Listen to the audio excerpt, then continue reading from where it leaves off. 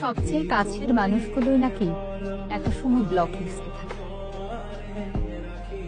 অধিকাংশ মানুষের ব্লক লিস্টে এমন একটা মানুষ থাকে যাকে সে বিরক্ত হয়ে ব্লক করে না, কিংবা তার সঙ্গে সবকিছু চুকিয়ে দেবার জন্য ব্লক করে না। কিছু ক্ষেত্রে মানুষ তার প্রিয় মানুষকে ব্লক করে নিজের অপারগতা, সে যে পারছে না তার সঙ্গে কথা না বলতে। প্রিয় মানুষটার একটা আনসিন মেসেজ তাকে পুড়িয়ে মারছে। তাই অনেক সময় মানুষ তার প্রিয় মানুষটাকে ব্লক করে নিজেকে আটকাতে না পারার ভয়। আমার কাছে এই ব্লক থাকা ব্যাপারটাও এক প্রকার ভালোবাসা মনে হয়।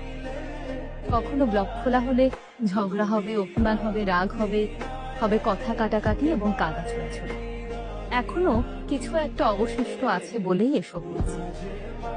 এখনো এমন কিছু রয়ে গিয়েছে যা মুহূর্তেই আপনার নিঃশ্বাস ভারী করে তুলতে পারে, আপনার বুকের ওপর তুলে দিতে পারে 1000 টন পাথর। কিন্তু এই সম্পর্ক কখন একেবারেই নেই ধরে নেবেন জানেন?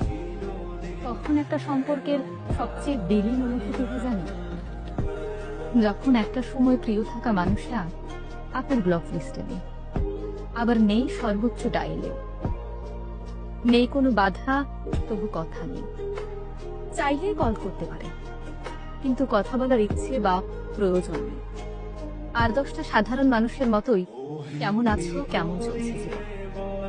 কথা বলার শেষে অন্য 10 জনের সঙ্গে কথা বলার পর যেমন স্বাভাবিক মনে হয়, তেমন স্বাভাবিক লাগে, কোনো শূন্যতা অনুভব হয়।